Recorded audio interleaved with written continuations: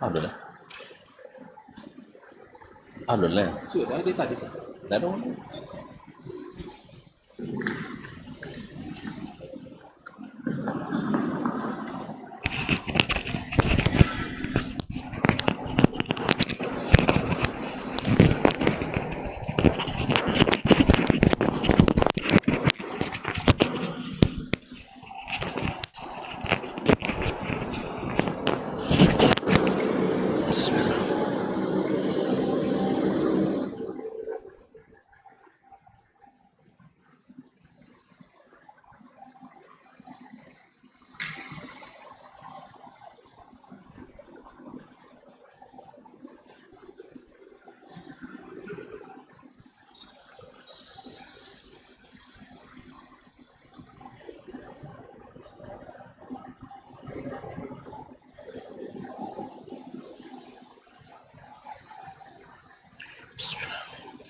Assalamualaikum warahmatullahi wabarakatuh.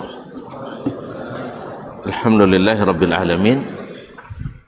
Wassalatu wassalamu ala sayyidil awwalin wal akhirin, nabiyyina wa sayyidina Muhammadin wa ala ali baitihi tayyibin wa azwajihi tahirati ummahatil mu'minin wa ashabihi al-qadatil ghurril mayamin والتابعين لهم بإحسان إلى يوم الدين. أما بعد،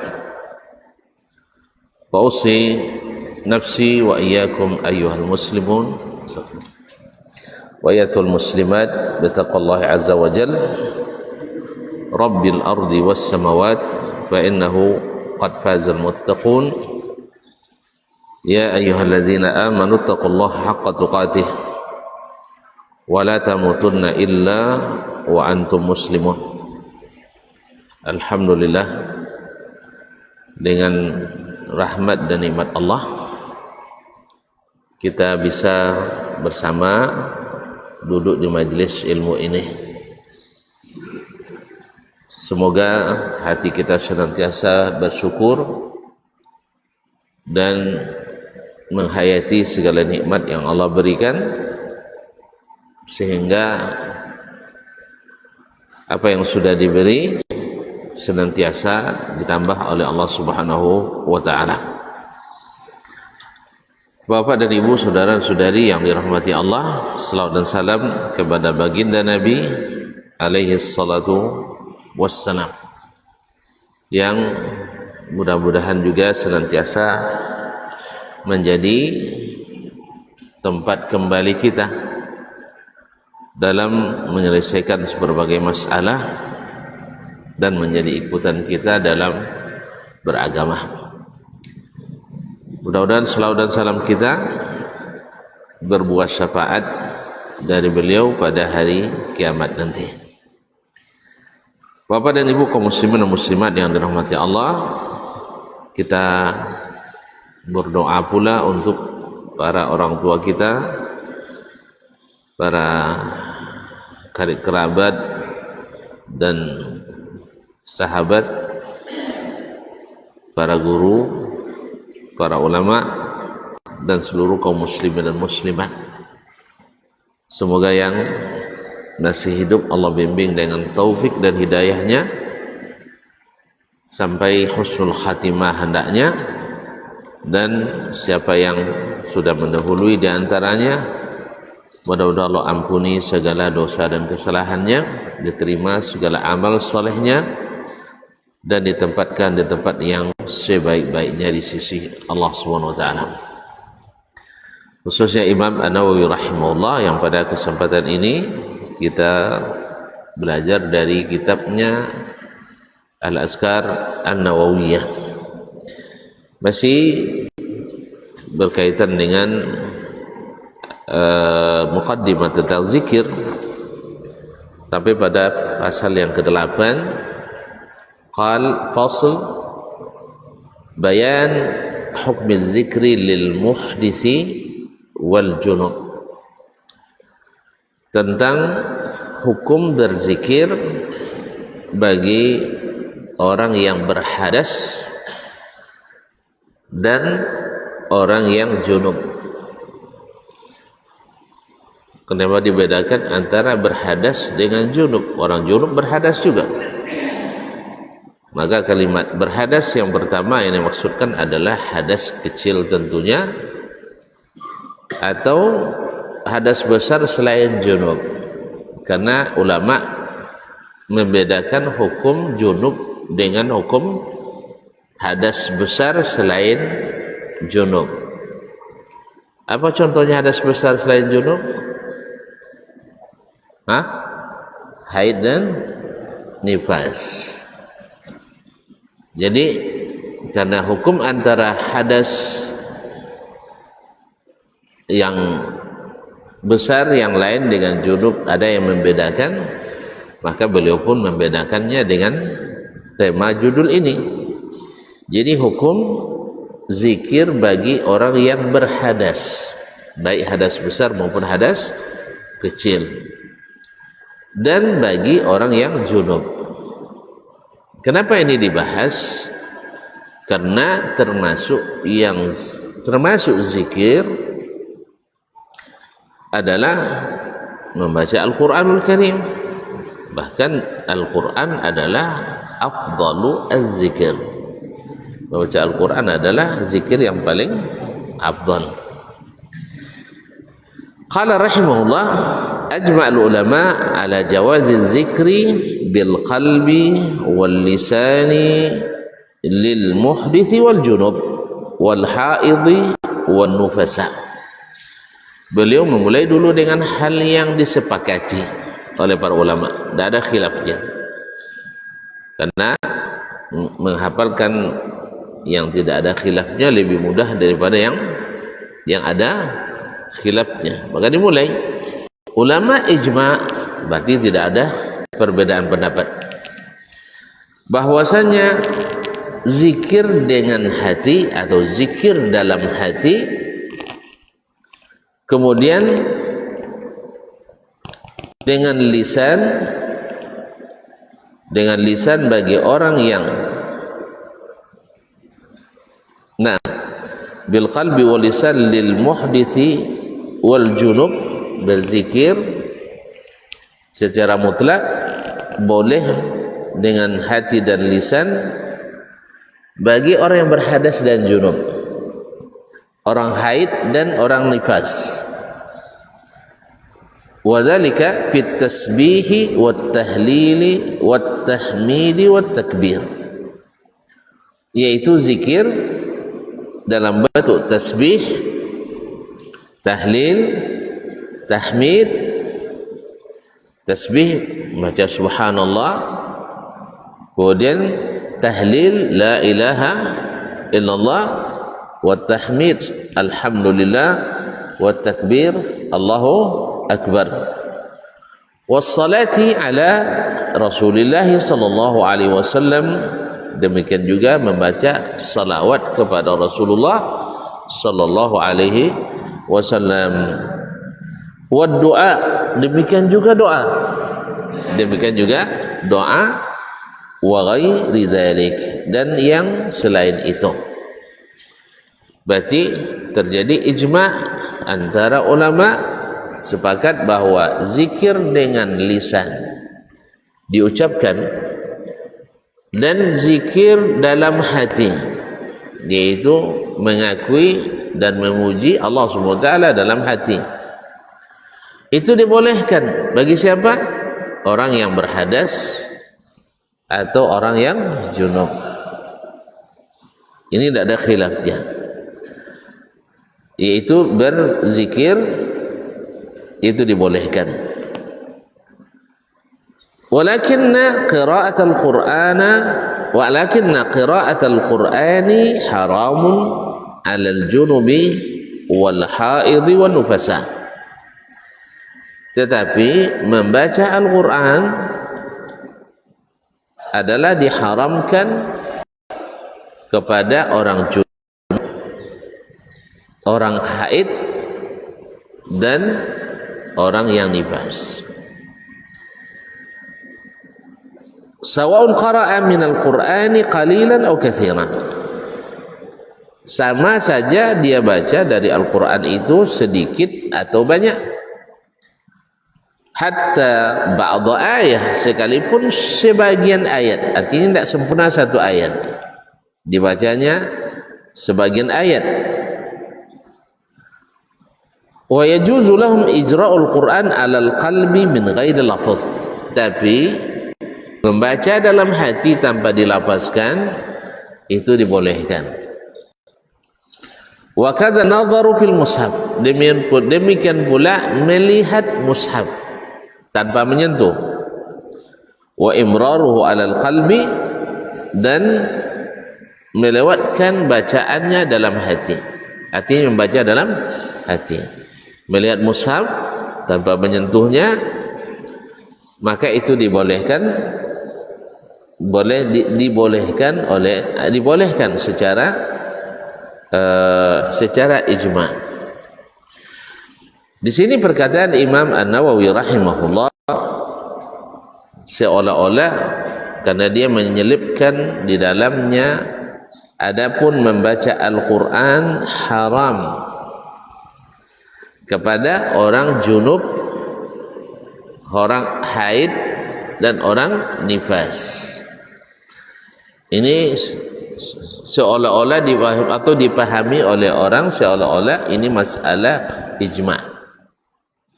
Artinya tidak ada khilaf bahwa membaca Al-Quran bagi orang junub, haid, dan nifas sama hukumnya.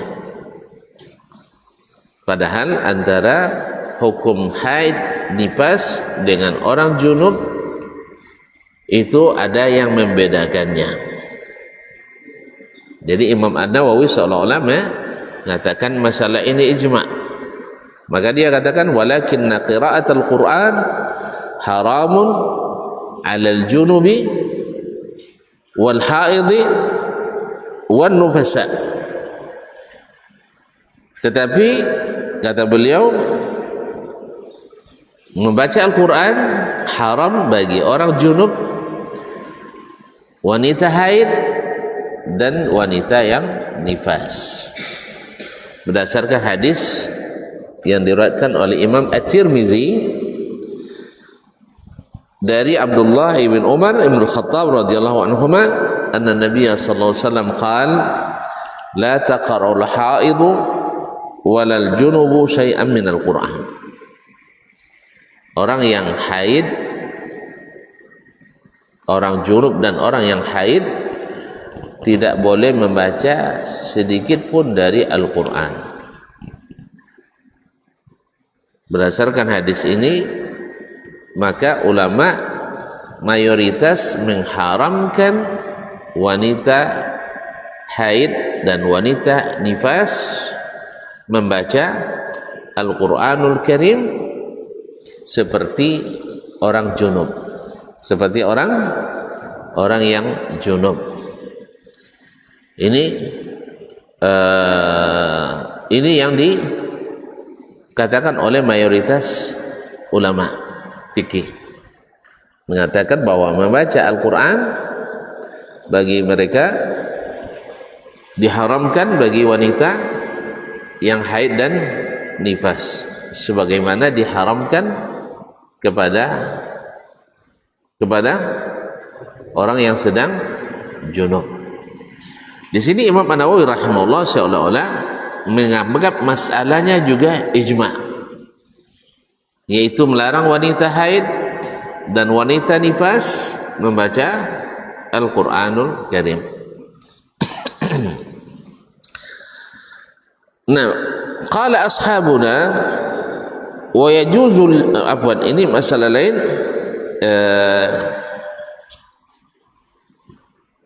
Masalah membaca sekarang adalah yaitu membacanya dengan niat zikir. Setelah dia menjelaskan membaca Al-Quran dengan niat membaca Al-Quran adalah diharamkan bagi orang junub dan orang haid serta orang nifas. Hukumnya sama menurut Imam An-Nawawi, dan seolah-olah beliau melihat masalahnya ijma', padahal masalahnya bukan ijma', terjadi khilaf. Khilafnya ada yang mengatakan antara pertama, junub memang dilarang baca Al-Quran berdasarkan nas dari Abdullah ibn Abi Bakar bahwa Nabi SAW membaca Al-Quran atau menyuruh baca Al-Quran dalam segala keadaan kecuali bagi orang junub, dan ini hadisnya sahih. Nah, adapun wanita haid atau wanita nifas dilarang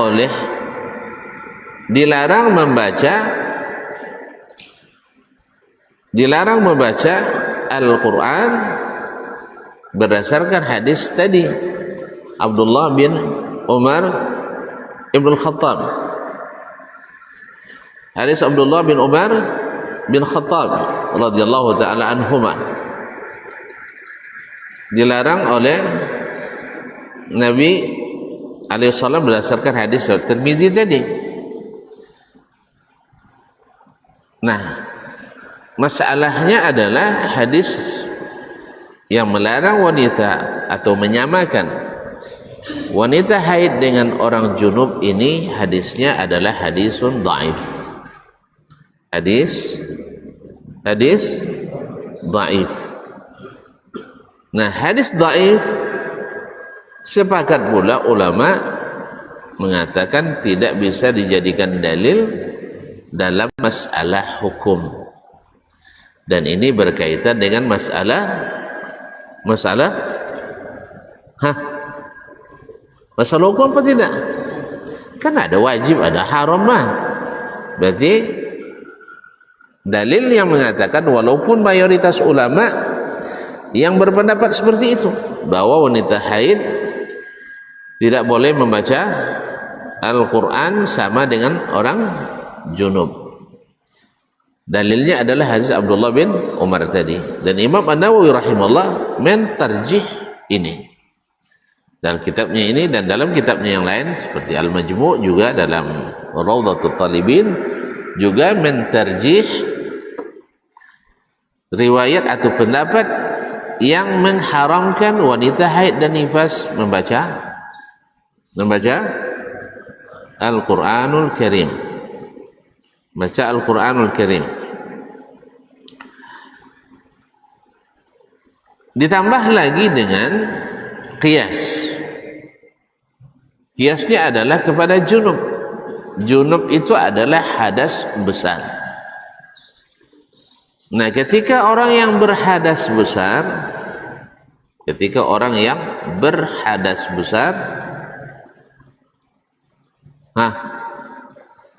tidak boleh baca Al-Quran, yaitu karena junub kan hadas besar, maka haid juga hadas besar, nifas juga hadas besar, maka hukumnya disamakan.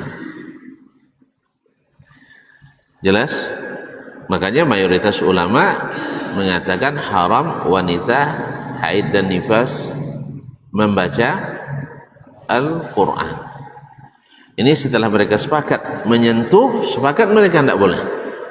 Haid, nifas, junub sepakat mereka mengatakan tidak boleh menyentuh al-mushaf.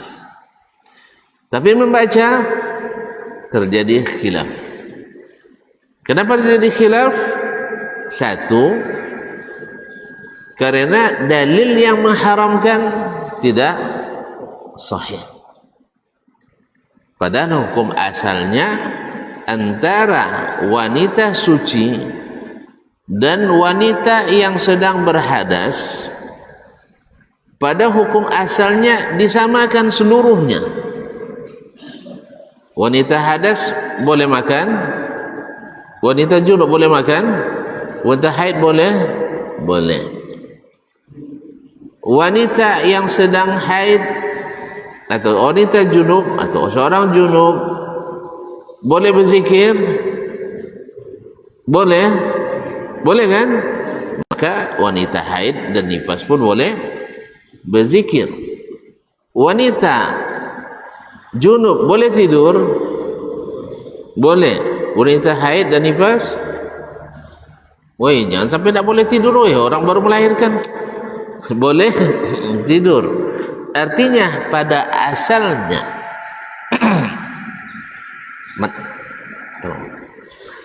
pada hukum asalnya antara wanita yang suci dan wanita yang tidak suci segala halnya disamakan. Tidak boleh dibedakan kecuali dengan dalil. Nah, adapun dalil yang membedakan, dalil yang mengeluarkan dari atau membedakan yang suci dengan yang tidak suci ini, dalil yang membedakan wanita yang tidak suci dengan wanita yang suci dalam masalah membaca Al-Quran, ada nggak dalilnya? Kan baru dibilang ada tadi mah dalilnya. Ada dalilnya, cuma dalilnya tidak sahih karena masuk dalam riwayat Ismail ibn Ayyash. Kalau dia meriwayatkan dari selain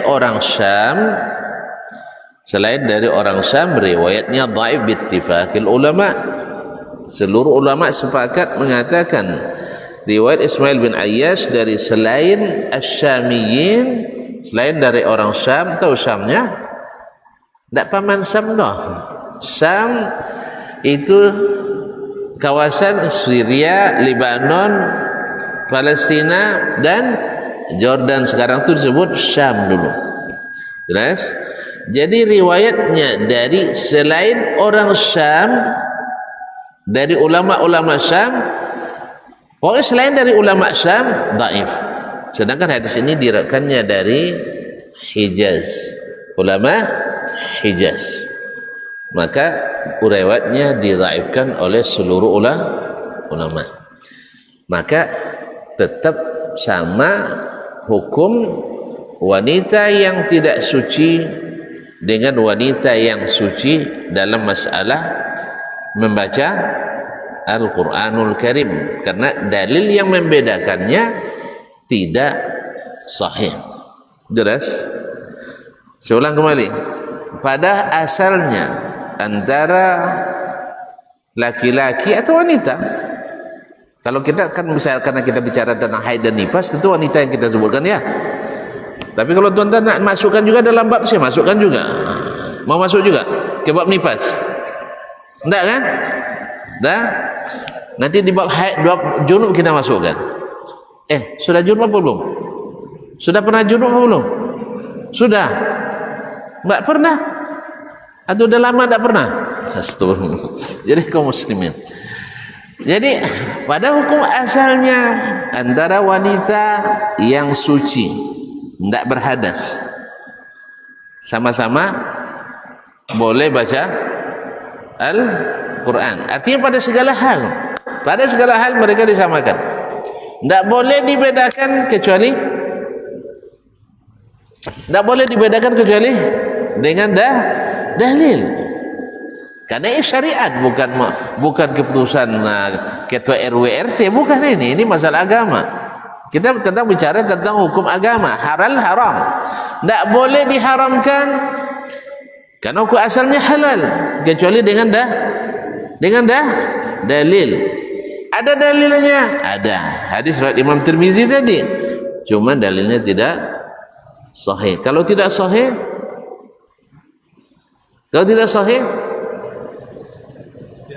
berarti tidak ada pertukaran hukum. Tidak ada pertukaran hukum karena tidak bisa mengeluarkan dari hukum asal kecuali dalil yang sahih. Berarti wanita haid, karena dalil yang membedakannya tidak ada yang sahih, berarti wanita haid dan nifas boleh baca Quran. Tidak, kata jumhur. Masa kami ramai kalian lawan juga? Ulama jamaahir mengatakan tidak, kan dua-duanya sama hadas besar, sah? Junub hadas besar, sah? Haid hadas besar. Maka kalau dalil yang mengatakan membedakan antara wanita suci dengan berhadas dan baca Quran tidak sahih, kita pakai qiyas. Qiyas termasuk dalil atau tidak? Qiyas termasuk dalil syar'i atau tidak? Masuk. Kan dalil ada 4 mah. Nah, ini kaji agak tinggi ni ustaz ya. Agak tinggi kaji dikit. Enggak, kaji rendah no. Nah, sekali-sekali kita upgrade dia kaum muslimin muslimat. Jangan ikut kata kiai saja, kiai dasman aja. Nah, coba kita perhatikan. Jadi qiyas. Kita qiyaskan wanita haid dan nifas kepada orang junub. Nah, qiyas baru berlaku bila qiyasnya benar. Mengkiaskan perempuan ke laki-laki, mengkiaskan perempuan ke laki-laki, benar apa enggak? Syekh, Syekh, boleh tak mengkiaskan laki-laki ke perempuan? Contontino namanya. Boleh tak? Kenapa tak boleh bang? Pada asalnya boleh, karena kebanyakan hukum antara laki-laki dan perempuan dalam syariat juga disamakan. Disamakan. Berarti boleh dikiaskan di sisi itu? Boleh. Gimana? Tapi apakah sama orang junub dengan orang haid atau tidak? Apa sama enggak orang junub dengan haid atau tidak?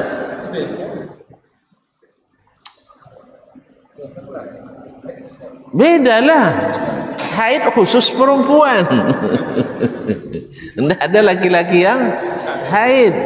Makanya kalau ada yang bilang laki-laki harus juga kalau bercerai punya iddah, gimana cara ngitungnya?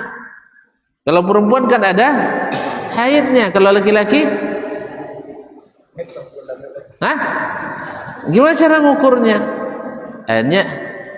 Akhirnya beda kelamin.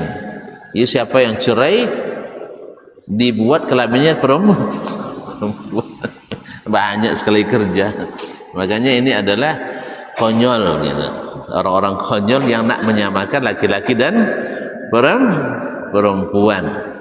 Maka mengkiaskan haid ke junub boleh apa tidak? Boleh apa tidak? Mengkiaskan laki-laki perempuan pada asalnya boleh, tapi dalam hal ini boleh apa tidak? Tidak. Apa sebab? Laki-laki tidak haid nih, sah? Laki-laki tidak haid, bukan itu. Orang haid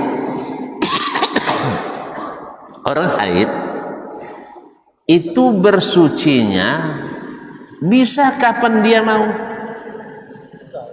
sah? Orang haid, orang junub kapan saja mau bersuci bisa. Sah? Kapan saja dia bersuci bisa. Artinya sucinya di tangan dia sendiri. Kalau orang haid, mandi dia 10 kali sehari itu suci? Enggak. Orang nifas juga tidak. Makanya dari sisi ini antara junub dengan haid dan nifas berbeda. Maka mengkiaskan dua hal yang berbeda boleh apa tidak? Menyamakan dua hal yang berbeda sama boleh apa tidak? Menyamakan hukum antara dua hal yang berbeda boleh apa tidak? Saya ulang kembali. Berbeda kasusnya, hukumnya sama boleh apa tidak? Ya ikhwan, ini membunuh dengan sengaja, ini membunuh tidak sengaja, sama dikisos? Sama dikisos? Jawablah. Atau sama-sama bebas? Hah? Yang membunuh dengan sengaja tahu kisosnya enggak? Enggak tahu kisosnya. Nah, ya lagi tuh. Nah, antara orang membunuh dengan sengaja dengan yang bunuh tidak sengaja sama hukumnya. Kenapa tidak sama?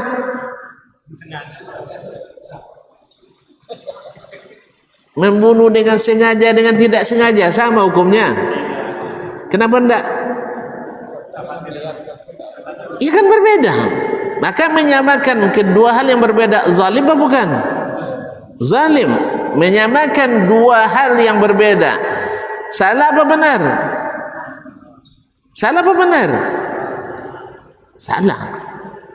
Oleh sebab itu wanita tidak bisa suci kapan dia mau, sedangkan orang junub kapan saja dia mau bisa bersuci.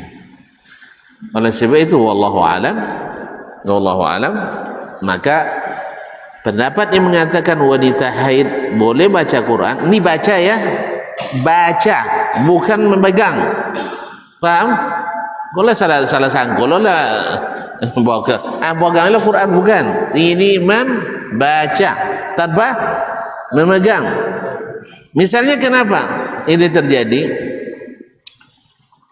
Ada orang hafizah, lalu dia melahirkan. Kalau tidak boleh baca Quran 40 hari 40 malam, kan nifas 40 hari ya? Hah?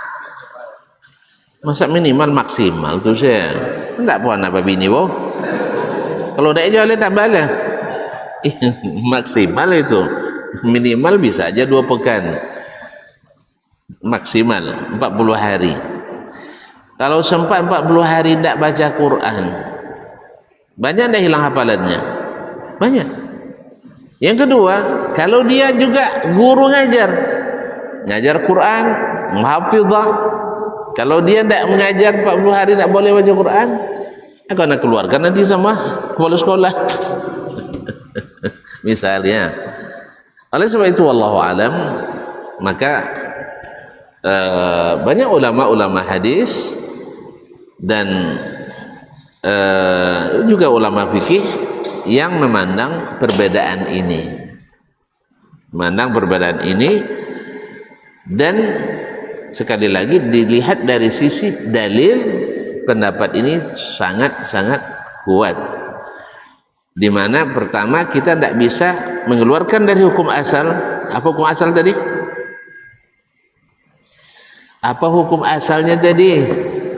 Boleh baca Quran, tidak boleh keluar dari hukum asal kecuali dengan dalil. Ternyata dalilnya tidak sahih, lalu pakai qiyas, ternyata qiyasnya juga tidak sahih. Baik, dari sisi ini wallahu alam, maka wanita yang haid dan nifas beda hukumnya dengan orang junub dalam membaca Al-Quranul Karim. Kalau junub, nas hadisnya ada dan sahih, kemudian secara qiyas juga benar. Tapi kalau orang haid dan nifas, hadis yang membedakan mereka dengan wanita suci dalam baca Al-Quran tidak sahih.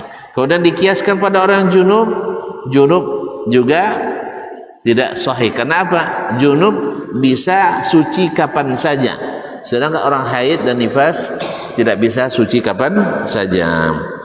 Dan ini pendapat yang diriwayatkan dari sebagian sahabat juga, dan juga dari sebagian ahli hadis. Kemudian ditarjih di antara mutaakhirin atau minal mutaqaddimin oleh Syekhul Islam Ibnu Taimiyah rahimahullah taala, dan ini juga fatwa yang umum disampaikan oleh para ulama di Arab Saudi, misalnya di antara ulama kontemporer seperti Syekh bin Baz rahimahullah taala, Syekh Al-Albani dan lain-lainnya. Adapun Syekh Ibnu Taimiyah rahimahullah, beliau lebih hati-hati lagi, mengambil jalan tengah di antara keduanya. Apa jalan tengahnya?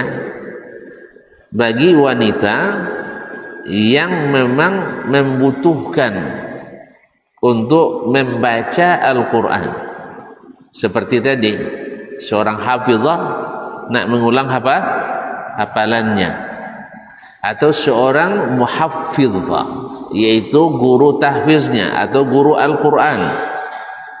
Guru Al-Quran, kalau guru Al-Quran, guru tahsin tidak mungkin kecuali mengeluar dibaca. Atau seorang penghafal mesti dibaca. Oleh sebab itu, maka yang seperti ini kata Syekh dibolehkan. Adapun yang hanya sekedar membaca Al-Quran, bukan karena tugas-tugas tadi, bukan karena hajat tadi, maka beliau menasihati sebaiknya dibaca dalam hati, seperti kata jumhur tadi. Jelas? Jadi artinya apa? Yang membolehkan secara mutlak ada, maka kita cenderung pada pendapat ulama yang membolehkan membaca Al-Quran. Tapi untuk jalan tengah, wallahu alam, seperti kata Syekh, kita ambil bahwa kalau dibutuhkan untuk membaca, seperti tadi guru tahsin, guru tahfiz, atau hafizah yang hendak mengulang-ulang hafalannya, apalagi kalau sedang nifas kan lama sekali tu nak baca Quran, 2 hari aja tak baca dah hilang tu ya.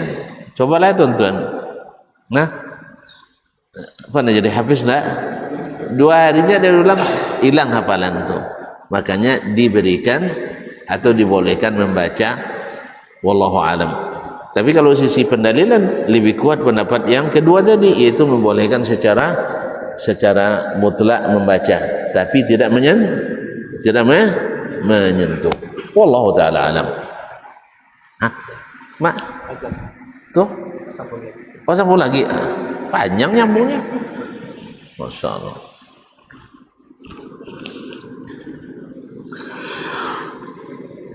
Allah.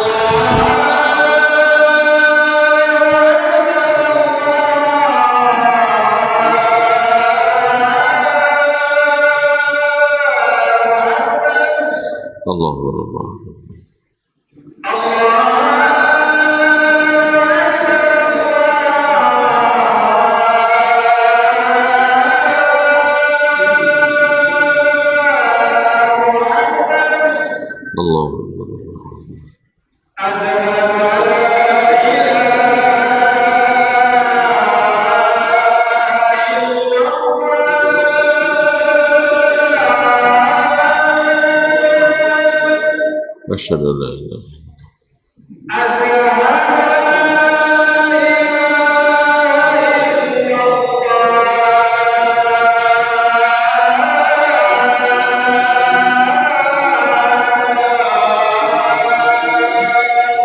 أشهد أشهد أن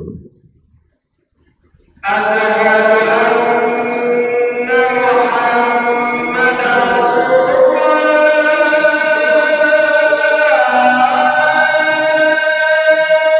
أشهد أن محمدا رسول الله.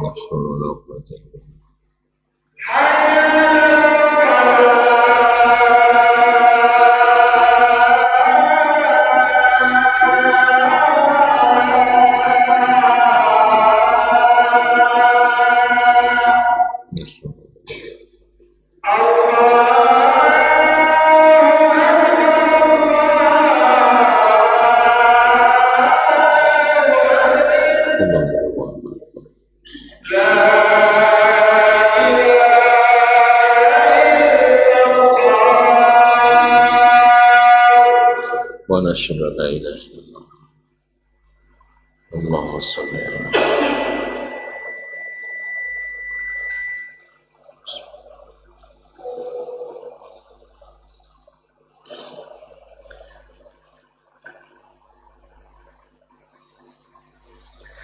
kaum muslimin kaum muslimat dirahmati Allah Subhanahu wa taala. Jadi jelas ya? Jelas? Nah, kita lanjut atau nah, masyarakat kiram dirahmati Allah Subhanahu wa taala. Kemudian masuk masalah qala ashabuna.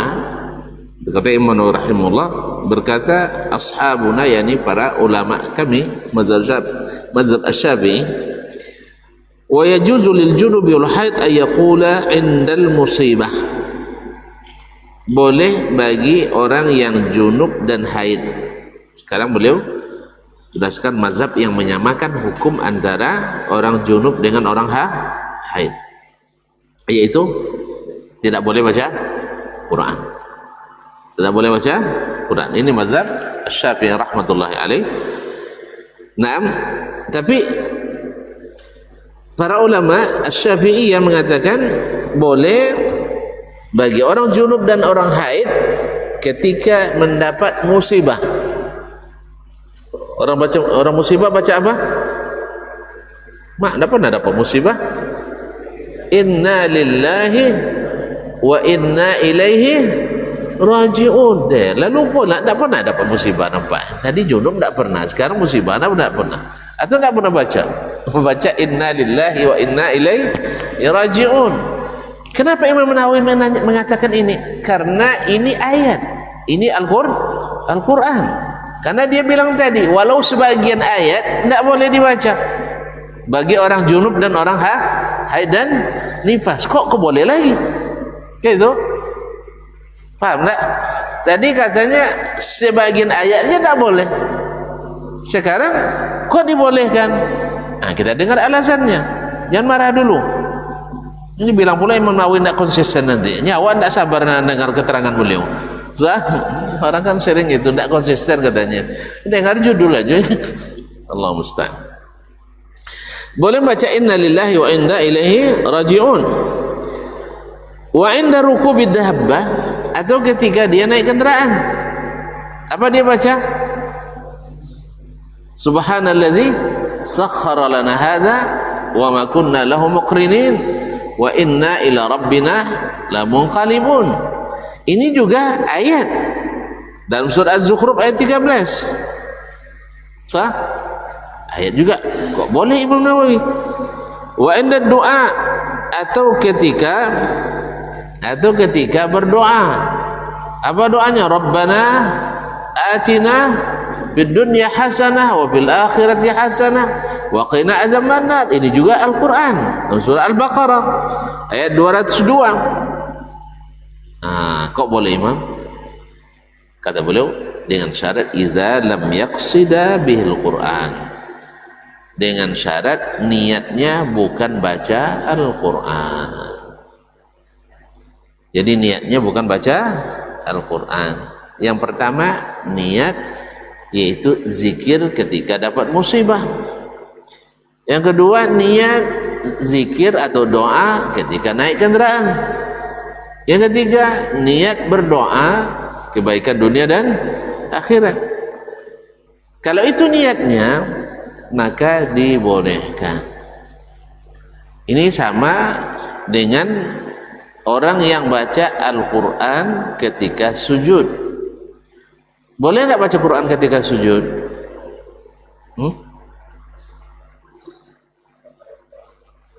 Enggak, saya bilang tadi baca Quran. Boleh enggak baca Quran ketika rukuk dan sujud? Dah mulai khilaf nampaknya ya. Kau sampai khilaf tuan-tuan.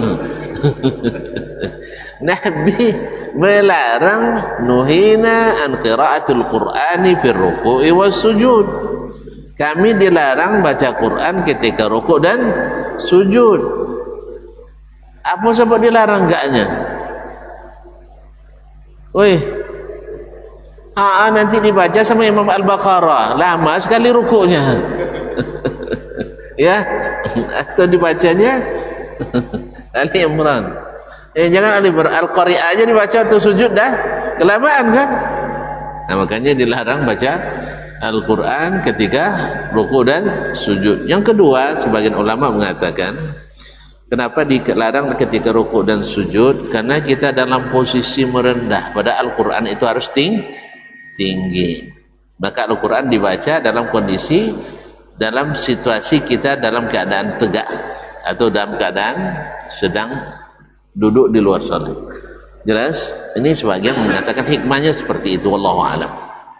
Makanya kita disuruh membaca Al-Quran dalam kondisi menjaga adab.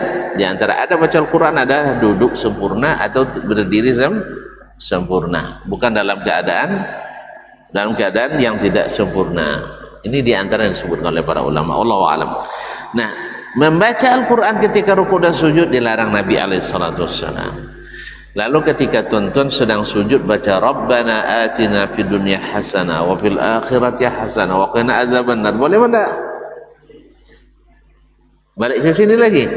Kalau niatnya baca Quran tidak boleh, tapi kalau niatnya doa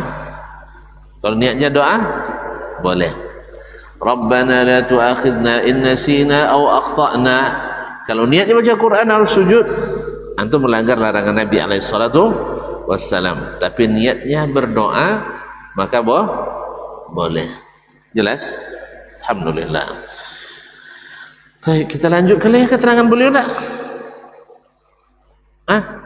Kan sekali sebulan, kalau tak bertambah boleh sekali 2 bulan lagi. Sabarlah sikit. Nah, awak jarang jumpa si Imam Nawawi ini kayaknya. Sah? Nah, walahu ma yaqula, keduanya ini Imam Nawawi berdasarkan mazhab junub dan haid sama hukumnya, ya, sama hukumnya. Bagi yang tidak, ini tidak diapakan lagi kan? Nah, walahu ma yaqula, keduanya, yakni orang junub dan orang haid boleh mengatakan bismillah. Bismillah Al-Quran atau tidak? Bismillah Al-Quran. Nah, subhanallah walhamdulillah. Subhanallah juga Al-Quran, alhamdulillah juga Al-Quran. Iza lam yaqsid Al-Quran, selama dia tidak bermaksud membaca Al-Quran. Tapi kalau dia maksudnya baca Al-Quran, tidak boleh. Nah, soal qasad az-zikr atau lam yakun lahu ma qasdun, sekali baik dia maksudnya untuk berzikir atau tak ada maksud sama sekali, tak ada maksud sama sekali. Wala ya'thamani illa idza qasada Al-Quran, dan keduanya tidak berdosa. Kok dinafikan tidak berdosa? Karena tadi Imam mengatakan haram hukumnya membaca Al-Quran. Makanya dia dinafikan kalau niatnya zikir tidak berdosa selama tidak berniat membaca Al-Quran, walaupun itu bagian dari ayat Al-Quran.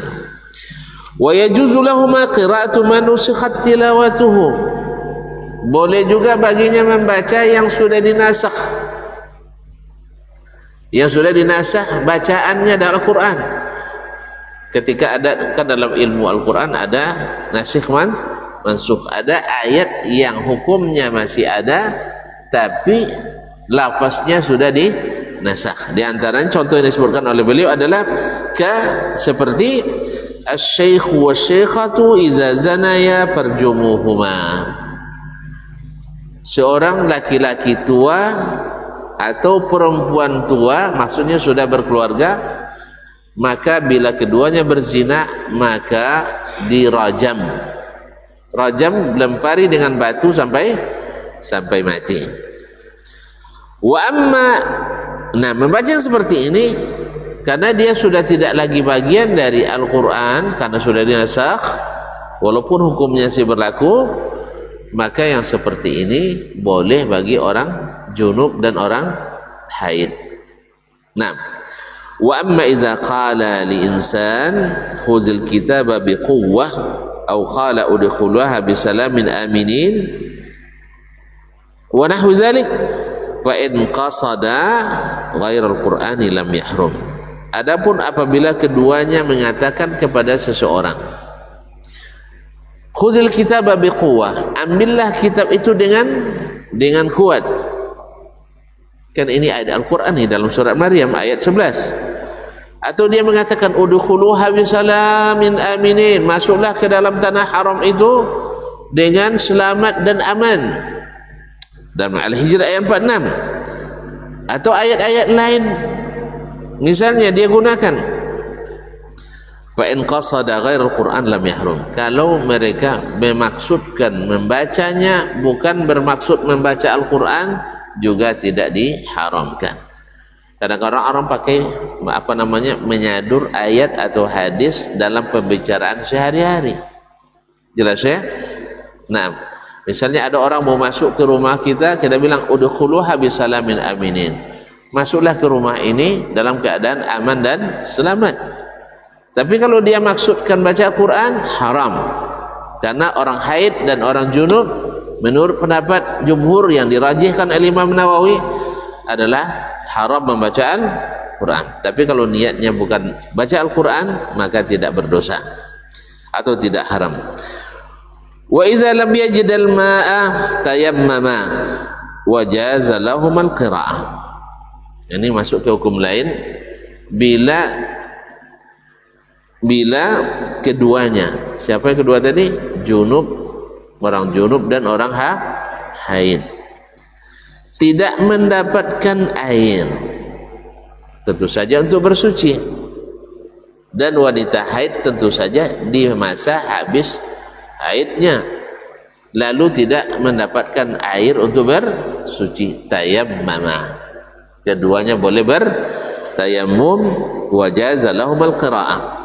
Dengan tayammum itu halal baginya membaca Al-Quran. Gimana tidak? Baca solat saja halal baginya. Walaupun ulama sebagian membedakan, solat boleh tapi baca Quran tidak boleh katanya, seperti yang akan disebutkan bentuknya oleh Imam An-Nawawi rahimahullah. Fa in ahdatsa ba'da zalika lam tahrum alaihi al-qira'ah.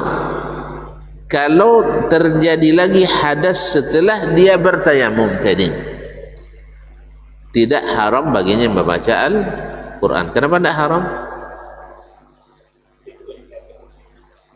Tidak, bukan zikir, baca Quran sekarang. Kenapa tidak haram? Oi, hah? Saya ulang lagi ya, biar paham. Apabila keduanya, orang junub dan orang haid, ketika habis masa haidnya, junub nak mandi tidak ada air, orang haid habis masa haidnya nak bersuci tidak ada air, lalu keduanya bertayammum.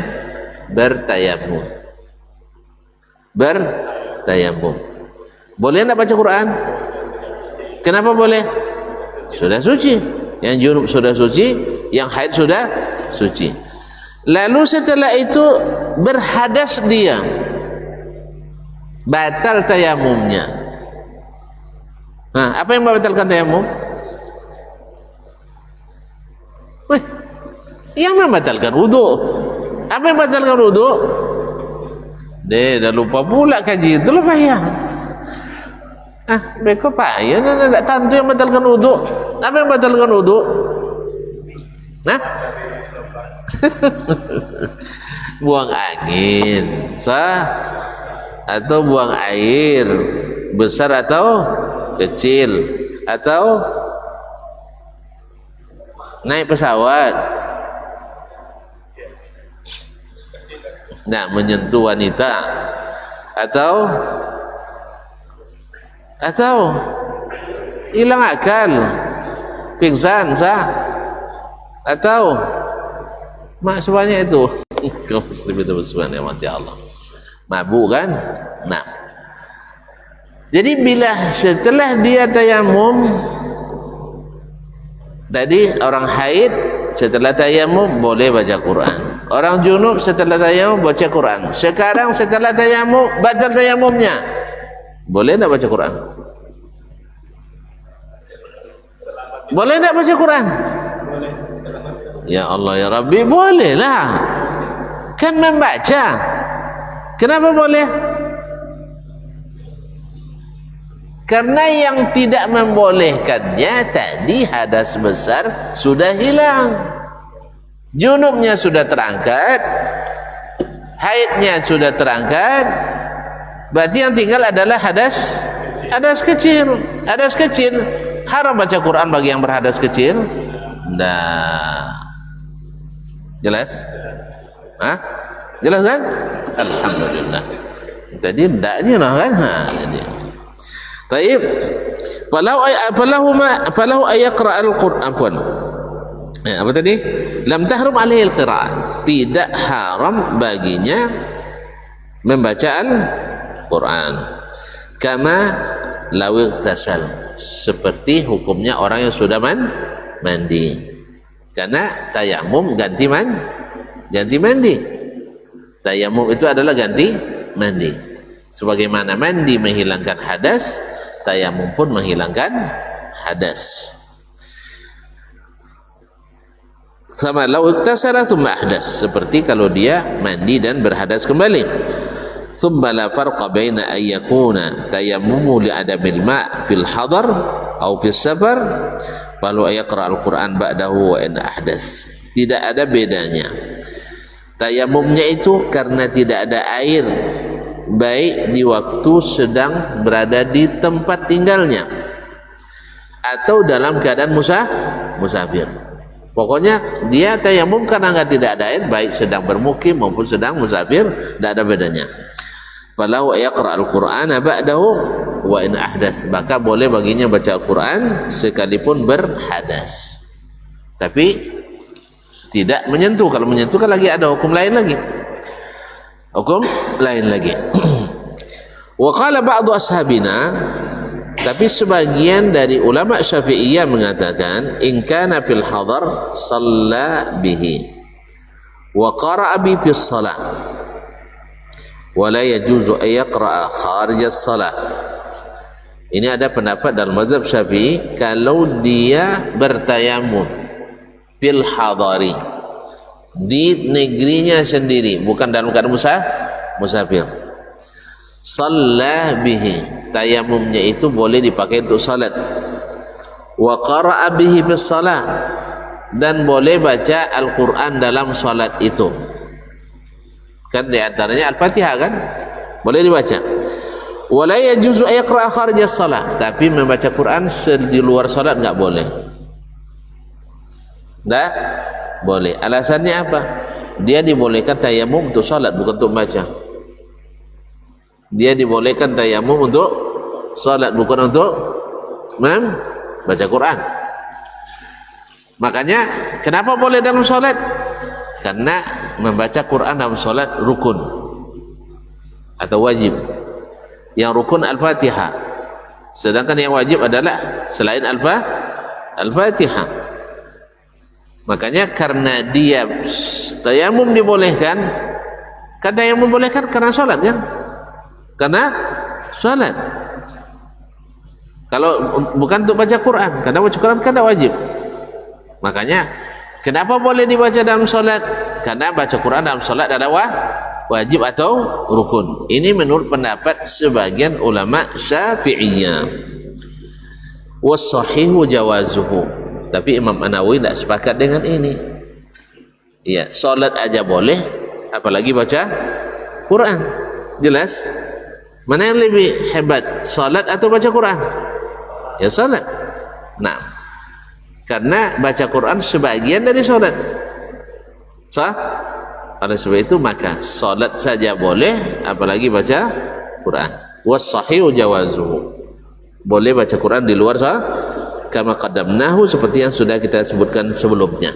Lianna tayammumahu qama maqamal ghusli, sebagaimana orang setelah mandi boleh baca Quran dalam solat dan di luar solat, demikian juga tayamum, karena tayamum itu pengganti mandi, maka pengganti hukumnya sama dengan yang digantikan. Walau tayammamal junub thumma ra'a ma'an yalzamu isti'maluhu fa innahu yahrumu alaihi al-qira'ah.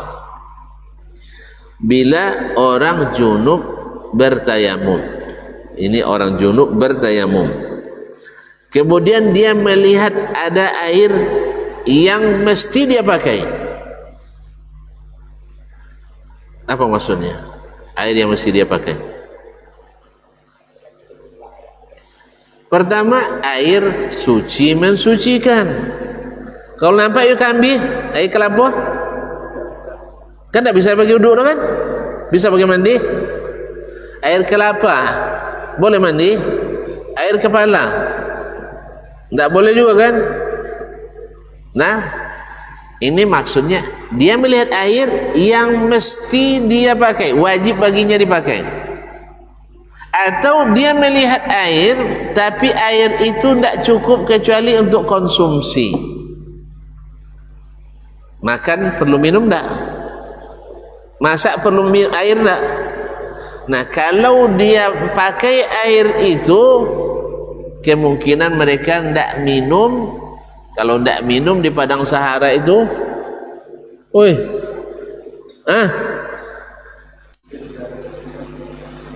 mati. Makanya tidak boleh dia pakai air itu sekalipun ada air.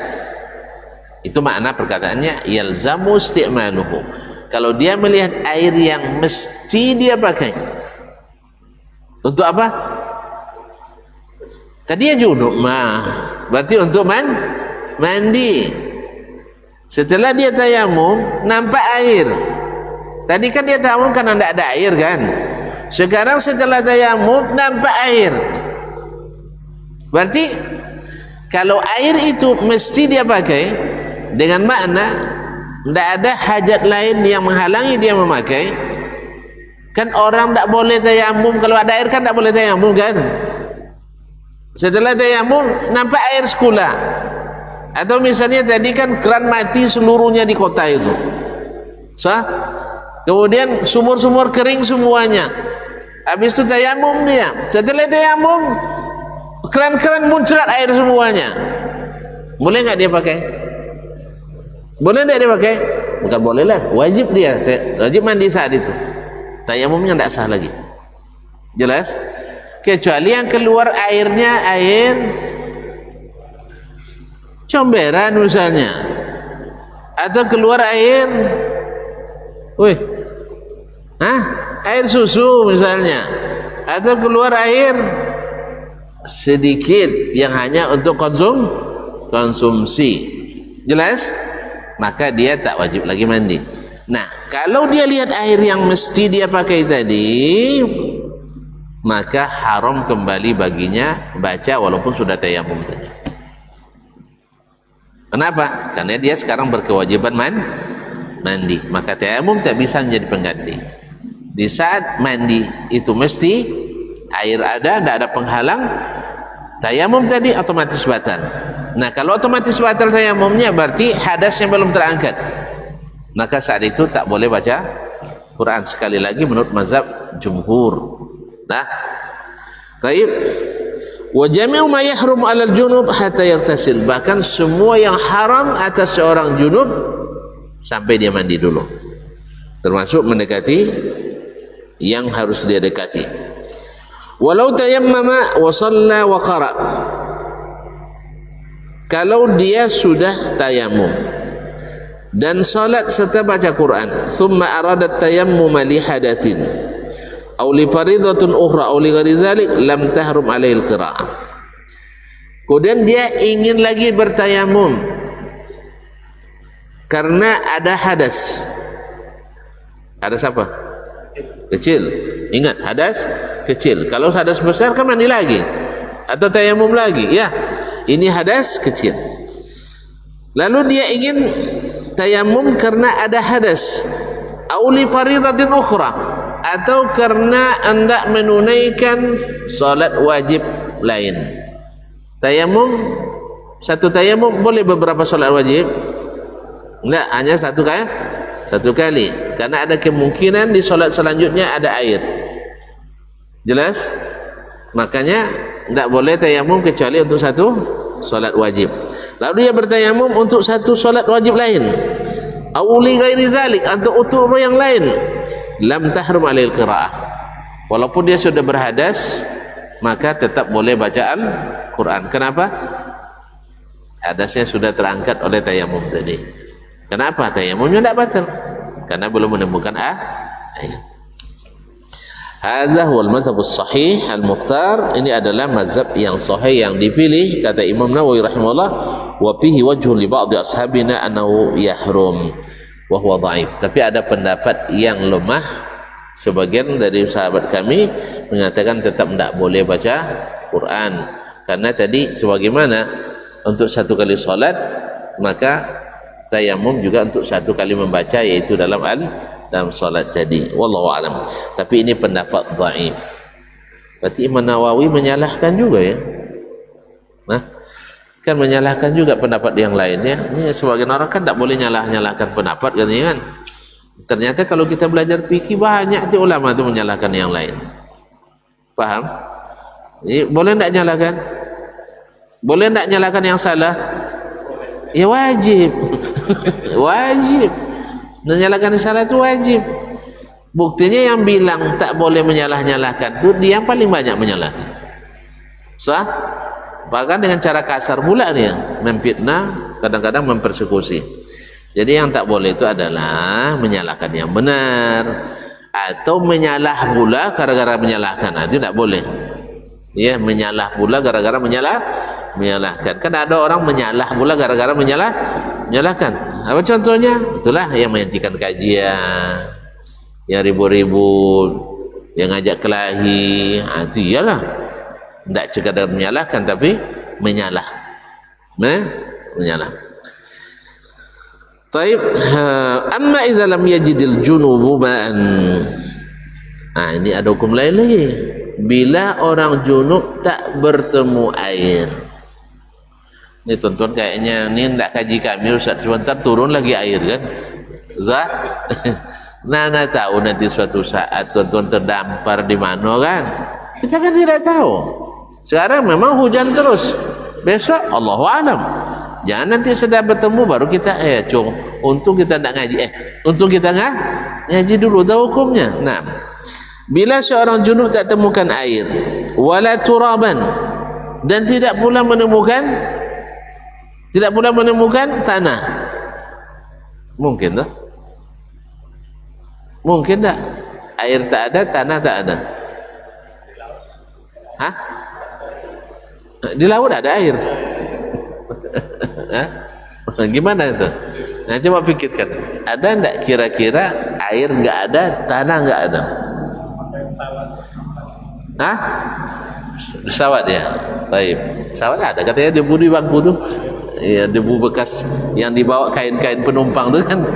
Nah, ala kulli hal, jadi tidak ketemu air, tidak ketemu tanah, fa innahu yusalli, dia tetap salat li hurmatil waqti, karena menghormati waktu. Artinya dia tunggu sampai ketemu, cari habis waktu, hampir habis waktu, maka dia salat seperti itu, hasabah halihi, sesuai dengan kondisinya. Wa tahrumu alil qira'atu kharijas salah, tapi baca Quran selesai salat tidak boleh baginya, karena darurat tadi. Naam. Wa yahrumu alaihi yaqra'a bis salati ma zada alal Fatihah. Haram juga baca Quran dalam salat kecuali Al-Fatihah. Kenapa Fatihah dikecualikan? Karena dia rukun. Yang lain boleh tinggalkan? Boleh, karena tidak rukun. Ini menurut mazhab Imam Asy-Syafi'i lagi, atau jumhur. Nah, kemudian wahal tahrumu alaihi al-Fatihah. Nah, ada lagi pertanyaan, Bagaimana dengan Al-Fatihah? Haram enggak dia baca? Kan tadi tanpa tayamum, tanpa tayamum, tanpa mandi. Tanpa tayamum, tanpa mandi. Kan cerita hadas besar tadi mah. Jangan lupa, oi. Tanpa mandi, tanpa tayamum. Nah, tapi dia tak temukan air, tak temukan tanah. Boleh haram enggak dia baca Al-Fatihah dalam salat? Fi wajhan. Ada dua cara pandang. Ada dua pendapat. As-sahhuhuma, yang paling sahih di antara kedua pendapat itu. Berarti ada yang dibenarkan, ada yang disalahkan. La tahrum, tidak haram. Bal tajib, bahkan wajib. Fa inna as-salata la tasihhu illa biha, karena salat tidak sah tanpa Al-Fatihah. Wa kama jazatis salah lid-darurah tajuzul qira'ah, sebagaimana salat boleh gara-gara darurat, demikian juga membaca dibolehkan karena darurat tadi. Wasani tahrum, pendapat kedua mengatakan haram baca Al-Fatihah. Nah, kalau haram baca Al-Fatihah, apa yang dibaca? Apa yang dibaca? Maka dia katakan bal ya'ti bil azkar allati ya'ti biha man la yahsinu syai'an minal Qur'an. Tapi yang dia baca zikir-zikir yang dibaca oleh orang yang tidak pandai baca Quran. Kan ada seorang Arabi datang ke Nabi SAW, kalau kamu sholat nanti baca Al-Fatihah. Di antara dia sebutkan hadis itu, kalau dia bilang saya tidak sanggup, kalau gitu sabbihillah wahmatu wa kabir. Artinya baca tasbih, baca tahmid, baca takbir dan tahlil. Itu mewakili Al-Fatihah bagi yang tidak hafal Al-Fatihah. Jadi kata Imam An-Nawawi, pendapat kedua, tidak boleh membaca Al-Fatihah dalam solat yang tanpa bersuci tadi, karena masalah hadas besar. Sah? Nah, apa gantinya? Zikir-zikir saja. Kalau zikir kan tidak ada syarat. Kan di awal tadi ijma ulama bahwa zikir boleh bagi zikir boleh bagi semua orang tanpa kecuali nak berhadas besar, nak berhadas kecil, nak suci, zikir dibolehkan, ijma. Tapi sekarang karena dia solat tanpa bersuci dari hadas besar, maka tetap solatnya tak boleh baca Al-Fatihah. Ini menurut pendapat yang kedua. Gantinya adalah baca zikir. Tapi yang sahih kata Imam An-Nawawi tadi, yang sahih adalah boleh baca Al-Fatihah, karena solat saja boleh, apalagi Al-Fatihah, karena solat adalah semuanya. Al-Fatihah bagian daripada solat. Jelas? Kenapa tidak dibaca selainnya? Karena selainnya tidak rukun. Wallahu musta'an. Tapi kalau ikut pendapat yang membolehkan baca Al-Quran bagi yang tidak suci, membaca bagi yang wanita yang wanita yang haid, tidak bagi junub, maka yang haid boleh. Tapi karena dia membahas masalah sekarang orang yang junub. Wa hadhi furu'un ra'aitu isbata hadza li ta'alluqiha bima zakartu. Ini adalah masalah cabang yang ingin saya sebutkan di sini karena berkaitan langsung dengan apa yang kita sebutkan dalam pasal ini. Fa zakartuha mukhtasaratan, saya sebutkan secara ringkas. Wa illa fala tatimmat, kalau mau dipanjangkan banyak lagi pembahasannya, tapi sudah saya sebutkan sebagiannya tadi. Wa adillatun mustawfa, dan dalil yang cukup fi kutubil fiqh, dalam kitab-kitab fikih, baik yang sahih maupun yang tidak sahih, baik nakal maupun akal, qiyas, yang disebutkan dalam kitab-kitab fikih. Wallahu ta'ala alam. Walhasil wa natijah, bahwa zikir pada asalnya tidak disyaratkan bersuci dari hadas besar maupun hadas kecil. Yang kedua, membaca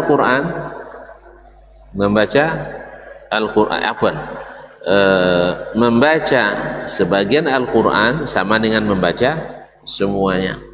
sama dengan membaca semuanya.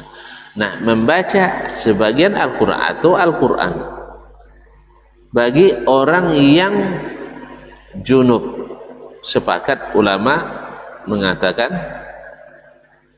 haram. Orang junub, sepakat ulama mengatakan haram.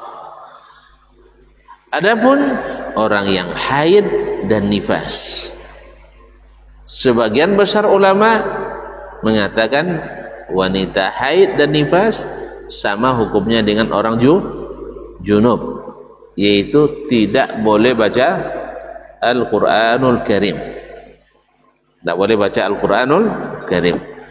Sedangkan sebagian ulama membolehkannya. Wallahu alam, berdasarkan dalil yang kuat adalah bahwa boleh bagi haid dan nifas membaca Al-Quran. Kemudian ulama juga sepakat bahwa orang berhadas besar, baik junub maupun haid atau nifas, tidak boleh menyentuh Al-Quranul Karim atau mushaf. Ini sepakat.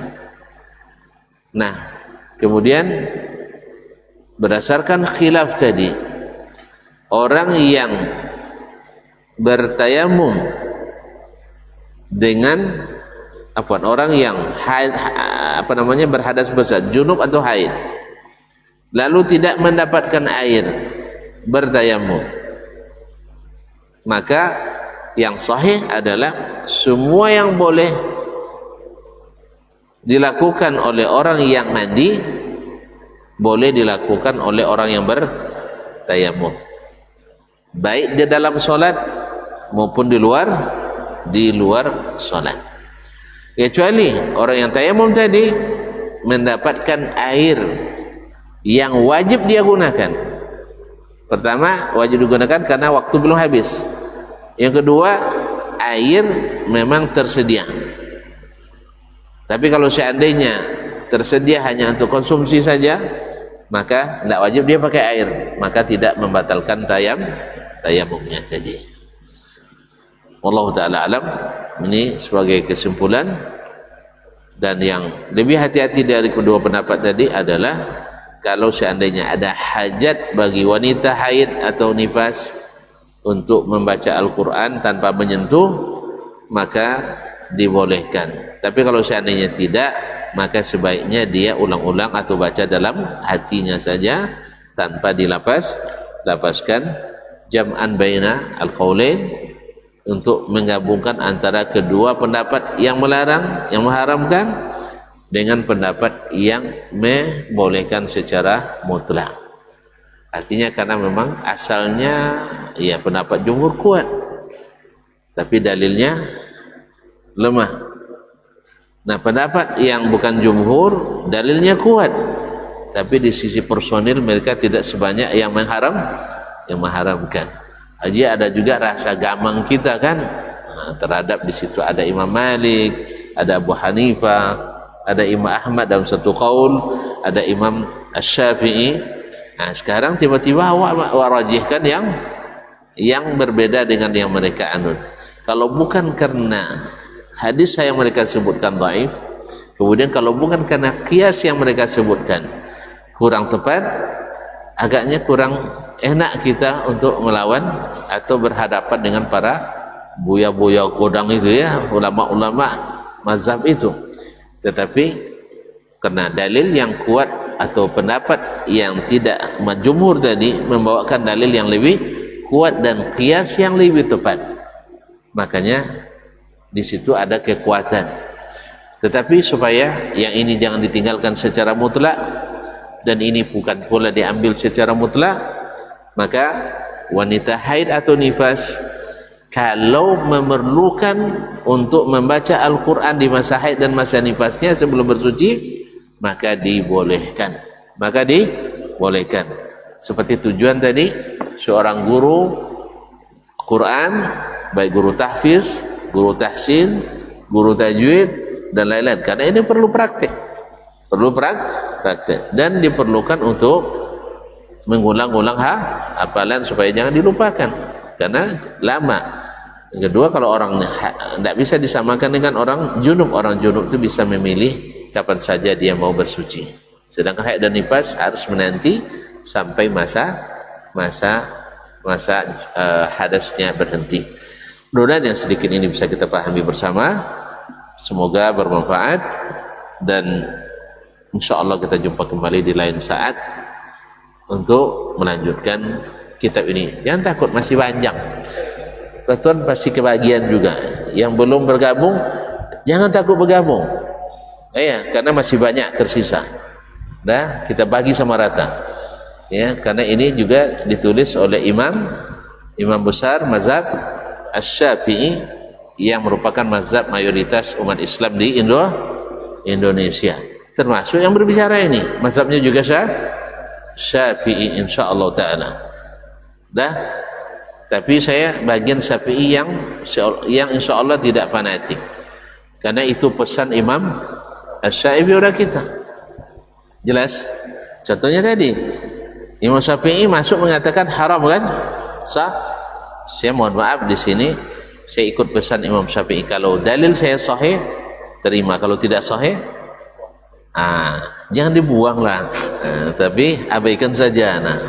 Abaikan saja, karena beliau ngajar kita hadis dhaif, hadis yang ditolak, tidak boleh dipakai dasar hukum. Dan ulama sepakat mengatakan bahwa hadis Ismail bin Ayyash dari selain Syamiyin adalah hadis dhaif, termasuk Imam Syafi'i di dalamnya. Dia pakai hadis itu pula. Mungkin waktu itu beliau, ya kan, sebenarnya kita dapat dari guru dan melihat jabatan guru, kadang-kadang segan juga sama guru kan, atau mungkin didukung oleh kias yang tadi barangkali menguatkan, tapi ternyata diteliti pula oleh ulama yang lain, kiasnya kurang pas, maka kita mengambil kias yang lebih pas. Wallahu ta'ala alam. Terima kasih dan mohon maaf, sampai jumpa kembali, jangan kemana-mana. Iya, insyaallah aku pasti akan kembali. Ya, wabillahi taufiq wal hidayah, wallahu ta'ala alam, wassallallahu ala nabiyina Muhammad sallam. Wassalamualaikum warahmatullahi wabarakatuh.